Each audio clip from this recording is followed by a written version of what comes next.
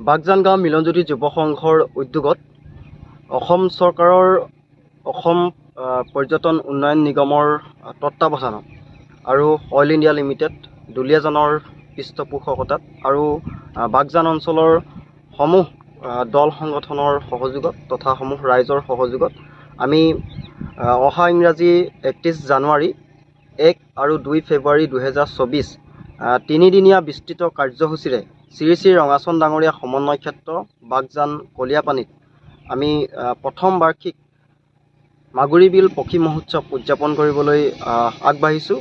আজি সেই অনুষ্ঠানৰ প্ৰথম কাৰ্যসূচী ঘাইখুঁটা স্থাপন কাৰ্যসূচী সমাপন কৰা হয় আৰু এই ঘাইখুঁটা স্থাপন কাৰ্যসূচীত আমাৰ মাজত ভকত বৈষ্ণৱ উপস্থিত থাকে, কেইবাজনো ভকত বৈষ্ণৱ উপস্থিত থাকে। বিশেষকৈ আমাৰ গাঁৱৰ মূল যিগৰাকী ভকত বৰবুঢ়া শ্ৰীযুত মজিদ চুতীয়া ডাঙৰীয়া আমাৰ মাজত উপস্থিত থাকি দিহা পৰামৰ্শ আগবঢ়ায়। তাৰ সমান্তৰালভাৱে উপস্থিত থাকে আমাৰ উদযাপন সমিতিৰ সমূহ সভাপতি সম্পাদকৰ লগতে সমূহ বিষয়ববীয়া আৰু বাগজান গাঁও মিলনজ্যোতি যুৱ সংঘৰ সমূহ বিষয়ববীয়াসকল উপস্থিত থাকে। লগতে স্থানীয় দল সংগঠনৰ কেইবাগৰাকীও বিশিষ্ট ব্যক্তি আমাৰ মাজত উপস্থিত থাকে আৰু এই কাৰ্যসূচীৰ যোগেদি আমি এটাই আহ্বান জনাব বিচাৰিছোঁ আৰু কামনা কৰিম যে অনাগত দিনত যি তিনিদিনীয়া বিস্তৃত কাৰ্যসূচী আছে, প্ৰতিটো কাৰ্যসূচীত যাতে সকলো ৰাইজে সহায় সহযোগিতা তথা দিহা পৰামৰ্শ আগবঢ়ায়। আমাৰ যি পক্ষী মহোৎসৱ, আমি পক্ষী মহোৎসৱৰ চিন্তাধাৰা কৰিছোঁ।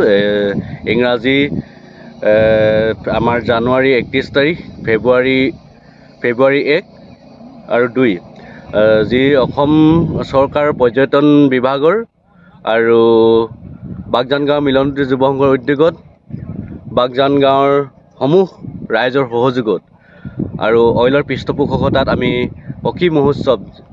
পক্ষী মহোৎসৱখনি উদযাপন কৰিবলৈ লৈছোঁ। যিহেতু বাগজান অঞ্চলটোৰ যিহেতু ডিব্ৰু-চৈখোৱা আৰু মাগুৰী বিল এই এটা প্ৰাকৃতিক মনোমোহাৰ যি পৰিৱেশ, এই পৰিৱেশত আমি পৰ্যটন কেন্দ্ৰ ৰূপে আমি বাগজান অঞ্চলটো গঢ় দিবৰ বাবে আমি যি কাৰ্যসূচী হাতত লৈছোঁ। ইতিমধ্যে আজি আমাৰ প্ৰথম কাৰ্যসূচী ৰূপে আমাৰ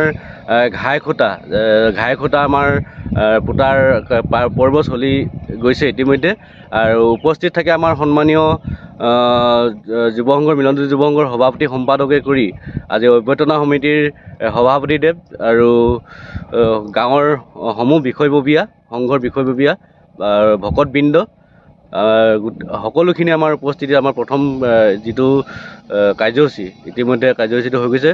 আমি আশা কৰিম আমাৰ এই পক্ষী মহোৎসৱস্থলীত সকলো দেশী বিদেশীৰ পৰ্যটনেৰে ভৰি পৰক আৰু গাঁৱৰ বাগজানবাসী ৰাইজৰ সমূহ অসমবাসী ৰাইজৰ সহায় সহযোগিতা আমি কামনা কৰিছোঁ।